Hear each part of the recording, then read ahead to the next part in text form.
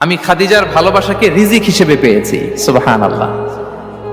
রাসূল সাল্লাল্লাহু আলাইহি ওয়াসাল্লাম এই শব্দটা ইউজ করেছেন, রিজিক, রুজিকতু হুব্বাহা।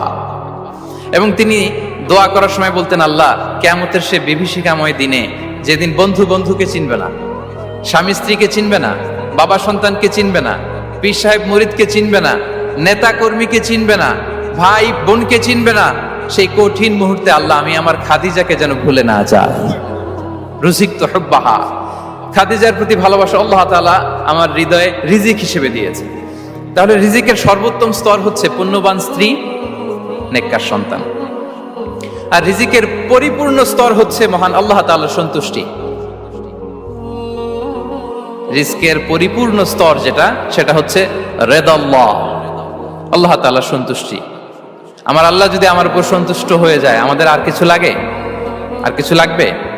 এটাই তো আমাদের এক্সপেকটেশন, এটাই তো আমাদের কামনা বাসনা, এটাই আমাদের ইচ্ছা যে আমার আল্লাহ আমার উপর সন্তুষ্ট হবে। এটা হচ্ছে পরিপূর্ণ স্তর রিজিকের। এটা যে পায় তার আর কিছু লাগে না।